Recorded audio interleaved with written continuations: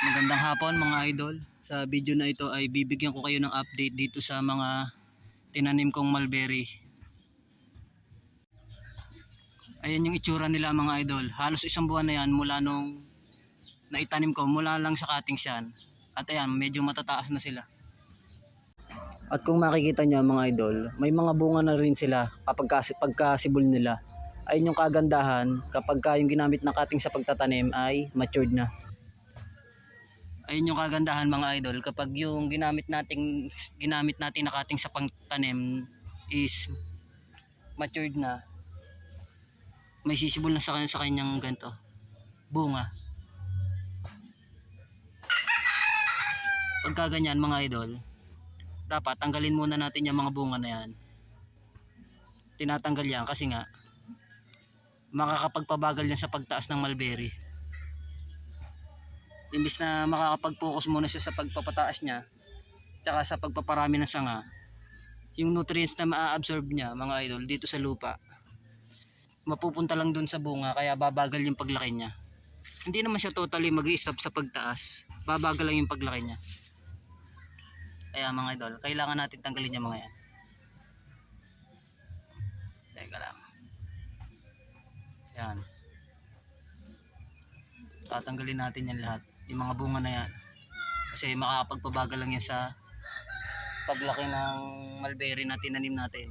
Pag tayong hinayang natanggalin yung mga idol na yung bunga, wag natin pang hinayangan natanggalin, kasi makakapamunga pa din naman niya kapag yung matured na siya, yung ganto na yung mga sanga niya pag kulay brown na din. Sa ngayon, ang focus natin is mapataas muna natin yung mga mulberry natin. Ito yung isa mga idol, kala ko mamamatay ito. May sibol yan dito naputo lang, ang taas na din, nadali ng manok. Buti sinibulan ulit yung mga nodes niya. Pagka ganyan palang kataas yung mga tanim nating mulberry, yung tumubo na siya, maganda na ibibilid na natin yan sa umaga hanggang sa patanghali. Wag naman yung sa sobrang kainitan, kasi nga baka mag-dieback pa. Wala pa masyadong ugat yan Ayan mga idol, maraming sibol tong cuttings na to. Kahit sa maliit lang na ganto na cups natin itanim yan, mabubuhay yan. Andit lang nitong plastic cups na yan, pero nabuhay pa din siya. Hindi yung mulberry, kahit saan mo itanim yan mga idol, hindi siya maarte, or yung maselan na halaman na hindi siya mabubuhay at mabubuhay yan basta naalagaan natin ng ayos. Ito pa mga idol, may naiiwan pa pala. Tatanggalin na natin yan, yung bunga na yan. At saka pala mga idol, yung tips na maibibigay ko sa inyo, wag muna natin i-transplant yung gantong kataas na mulberry. Hintayin muna natin na tumigas yung katawan niya, kasi ito malambot pa yung katawan niya. Konting hangin lang yan mga idol, pwede pa siyang mabali, or konting madanggi lang, mababali pa yan. Hintayin muna natin yung tumigas yung katawan niya. Titigas pa yung katawan niya kasi ito malambot pa. Ayun yung tips na maibibigay ko sa inyo.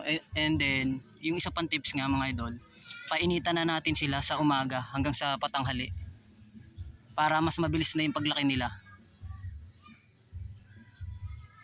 And then syempre yung isa pang tips na maibibigay ko sa inyo dyan mga idol, i-maintain natin na moisturize yung lupa niya, yung tinataniman. Wag natin diligan ng diligan, kasi nga wala pa masyadong ugat yung ganyang mulberry lalo na sa mga maliliit ng nataniman, wala pa masyadong ugat yan. Pagka diniligan natin ng diniligan yan, may chance na mabulok pa yan magdadieback nga kung tawagin. Isang dilig lang mga idol, sa halimbawa sa isang linggo, and then kaya maintain lang natin na moisturize yung lupa niya, yung parang basa-basa, parang ganto, ganyan, pero hindi nadikit sa kamay ganyan siya, basa-basa yung lupa niya, pero yung hindi lawan-lawa. Sa loob lang na isang linggo, isang beses natin diligan, and then i-maintain natin na moisturize yung lupa niya, kasi nga pag lagi natin dinidiligan niya, mabubulok lang yan, may chance na mag-dieback pa sila. At ang isa pa sa mga kagandahan ng pagtatanim ng mulberry, kapag yung cuttings niya is matured talaga mga idol, maraming sumisibol oh. Kung mapapansin nyo, isang cuttings lang yan pero apat yung sibol niya. Isa, dalawa, tatlo, apat. Apat agad yung ano niya, sibol. Mas maganda yun mga idol kasi mas mabilis natin mapaparami yung mga sanga ng mulberry. Pagka ganyang sa panimula marami na yung mga sanga-sanga niya. Katulad din ito oh. Isa, dalawa, tatlo, apat, lima, anim. Oh, mas marami itong isang to mga idol. Ayun ang kagandahan dyan mga idol. Hindi ko nababawasan ng mga sanga-sanga yan. Hahayaan ko na lang tumaas yan kasi nga ililipat ko, itatransplant ko naman yan sa lupa, sa direct sa lupa. Kaya hindi ko nababawasan yan. Mas maganda, mas maraming sibol, mas mapaparami natin yung sanga kapag malaki na sila. At saka pala mga idol, bago ko makalimutan kung yung variety nito, Illinois pala to mga idol, Illinois variety ng mulberry. Malalaki yung bunga niya, mga ganyan. Tapos matamis. Yan.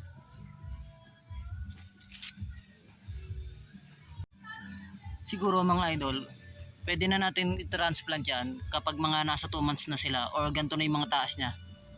Kaya mga ganyan. Mula dito sa anong to, mga ganyan na. Para mas matibay yung mga sangay niya, mas matibay yung puno. Para kahit madanggi-danggi or malakas ang hangin, hindi siya mabali-bali. Andito pala yung ibang tinanim kong mulberry mga idol. Mataas na rin. Oh. Illinois din yan mga idol. Ayan.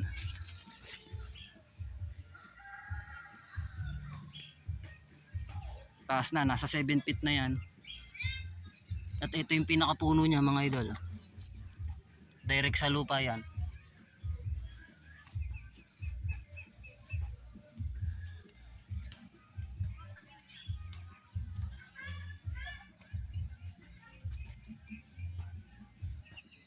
Yun lang muna siguro mga idol. Yun lang, ganun lang ang gawin natin. Sana kung nagustuhan nyo itong video mga idol, pakisuportahan naman yung channel natin. And then i-update ko na lang ulit kayo once na mai-transplant ko na to.